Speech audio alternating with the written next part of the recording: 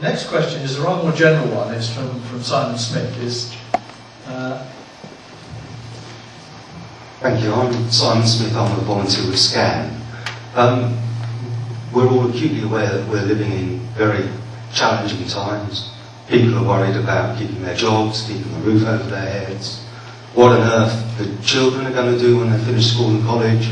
The question I want to ask the panel is what will be the impact of tackling climate change on the quality of life of the people living in Swindon? Justin, do you want to tell it? Well, I think we have to be honest, there's good and there's bad. A lot of the things that we need to do to tackle climate change will be inconvenient to people in their day-to-day lives. And I think it would be churlish to say that the sorts of things that we all need to do, everybody will open their arms up and cheer every one of those measures. It's one of those sorts of things that one of the reasons why tackling climate change moved up the political scale was because as all political parties looked for ways to find an acceptable way to raise taxes, they thought, oh, people will accept that, and people do until you actually try and bring it in. But there are also opportunities. I mean, I recently spoke on a debate about biodiversity. Now again, talking from experience of representing the northern sector area, which has many good bits, but also many areas of effectively concrete jungles. Actually putting things into place that help the environment also improves your quality of life. So it's having accessible, usable open spaces. I look at all the sort of schemes where we're doing the tree planting in Swindon, actually getting young, and across all the schools where young people are learning about things firsthand. So I think there's pluses and minuses, but as we all agree on this table, there's things that we have to do. Yeah. Okay. Gary, would you like to? Yeah, I find myself agreeing with Justin that it's going to be both good and bad. I think that there will be some inconveniences to people, and there will be the need for a period of adjustment. But having said that, the adjustment period may not actually have to be that long. And if we can work together and be more cooperative in the way we tackle these issues, actually it may be an incredibly short period as we go through that transition. We can do things now to ease that transition, and we can prepare society for that transition by putting in place the infrastructure that will actually make life much more pleasant for people. But my feeling is that most people are not made any happier by the carbon-intensive lifestyles that they lead. And actually, quite often, the opposite is true. So finding ways to help reduce the pace of things and help people to live more simply, giving them a greater sense of satisfaction and helping them to find enjoyment in some of the simple and free things in life, to me, will actually make a huge difference to the quality of life for everybody.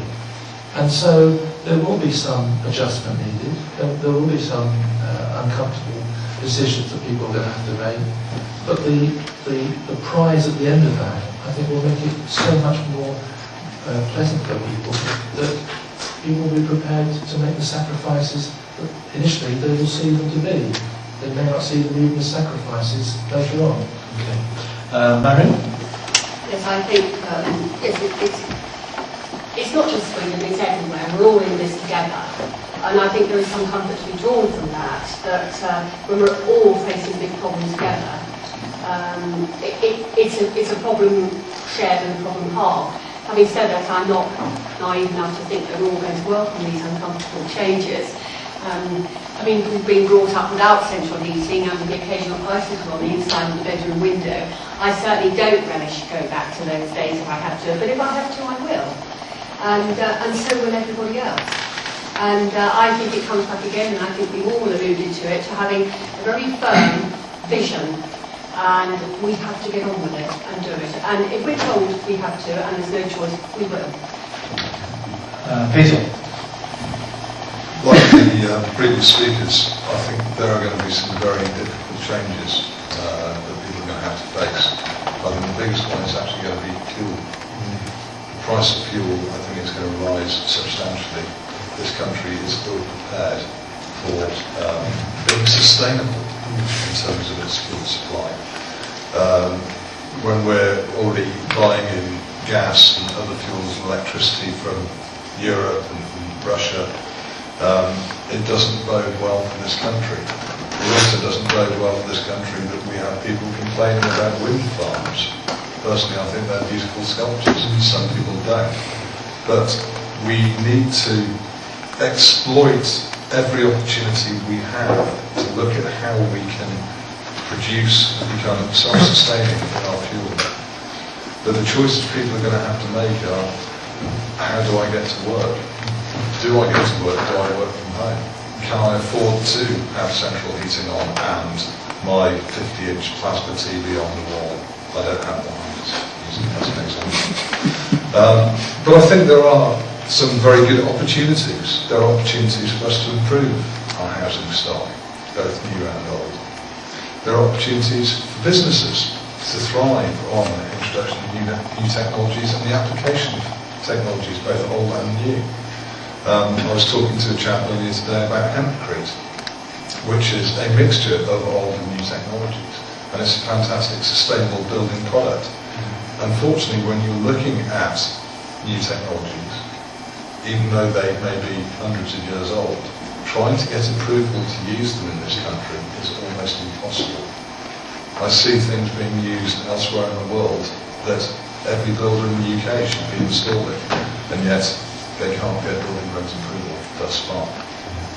Okay, I think, and I would perhaps endorse that by saying that we are probably, of any nation in the world, best sited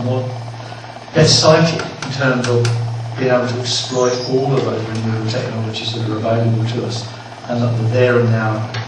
And the irony really that we're not using them, we're actually subject to these ridiculous debates and not in my backyard, which sorry, for example, I'm a heretic from the point of view of energy, because I'm a firm believer in the numbers that I've seen in my work in and like the research I'm doing at the moment. Believes me, we're going to face an energy gap in most of life. We can't do without nuclear.